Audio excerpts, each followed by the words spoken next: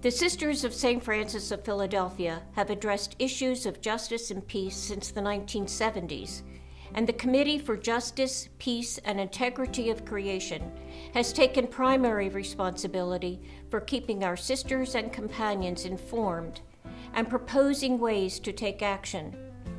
Grounded in the Gospel, Catholic social teaching, and Franciscan values, the congregation has taken several corporate stands on particularly significant issues.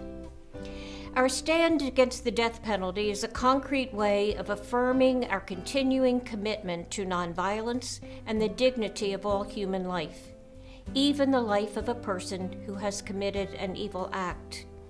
We call for an end to state-sanctioned killing. We took a stand against the war in Iraq, and although this war ended officially in 2011, violence continues in Iraq and other countries. Today, there is even talk about use of nuclear weapons rather than engaging in negotiations to resolve major conflicts. This corporate stand reminds us that peace cannot be won by waging war. Human trafficking. The terrible reality is that human slavery still exists throughout the world, including the United States. Trafficking of human beings is a violation of human dignity, and we must do what we can to eradicate trafficking both for sex and for labor. Immigration.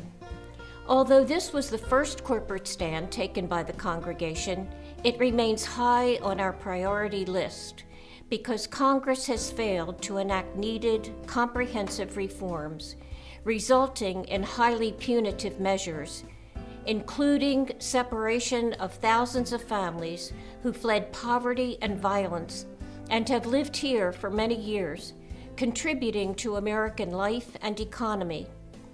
Parents have been detained and deported. Young people who were brought here as children and know no other home were offered temporary protection by DACA, Deferred Action for Childhood Arrivals, an executive order which was since rescinded by this president, putting almost 800,000 young dreamers at risk of deportation. We also advocate for refugees, and we opposed a ban on travel from predominantly Muslim countries. Pope Francis has been very vocal about the need to assist immigrants and refugees. Most recently, we adopted a corporate stand on care for creation. In 2016, we affirmed a corporate stand on creation in which we committed to ecological education of ourselves and others, leading to concrete actions, both individually and communally. We recognize fully that care for creation is deeply rooted in our Franciscan spirituality, and it's a core value for us. This has always been true for us, but at this point in our history, the earth, our common home, as Pope Francis says, is in significant danger, and there's an urgency to act, because if we don't act soon, the damage will be irreversible. This is important today, especially. Environmental changes affect the earth, and the quality of life of her inhabitants has become enormous. Pope Francis, in his encyclical Laudato Si, has highlighted the key issues. He tells us there's signs of global warming everywhere. We're losing species at a rate of 10,000 per year. Our lakes, rivers, and oceans are contaminated.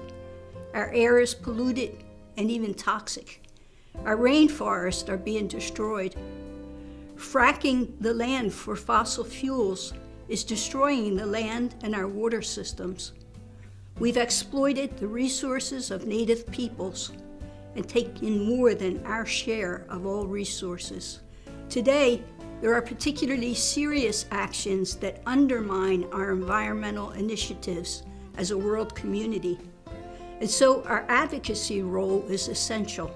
Environmental advocacy involves both protecting the public from environmental hazards and protecting the natural world as well. We participate in the global Catholic climate movement and have supported many public advocacy groups throughout the country. As you know, the United States is the only country in the world who has not signed on to the Paris Agreement. But many states and organizations have committed to following the Paris Accord despite the administration's refusal to do so. And this brings great hope. We support access to safe and clean water as a human right. We oppose hydraulic fracking and the Excel pipeline, and respond to alerts about current legislations, taking action wherever it's needed. As Franciscans, we nurture and cherish a sisterly relationship with all creation. But equally as important, we invite all who share this common heart to walk side by side with us in caring for creation at all levels. The earth is our sister and our mother, and right now she needs our help. Situations of injustice and violence continue to take on new dimensions and challenges. In addition to our corporate stands, we raise awareness and advocate for gun violence prevention, ending torture, and cancellation of debt for impoverished countries, and we call for an end to racism and Islamophobia. In collaboration with other faith partners, we join these efforts in a number of ways. We share information on our website and issue action alerts. We call our representatives in Congress, sometimes visit their local offices, and attend prayer vigils. We encourage continued prayer for all those suffering from injustice and violence, noting special days or weeks of remembrance. Last December, I participated in a nonviolent act of civil disobedience in Washington, D.C., with nearly 200 advocates for DACA recipients. Not all of us are called to engage in civil disobedience, but all of us are challenged by our faith convictions to do something to live out our corporate stands and to be with vulnerable people and all creation in their cry for justice.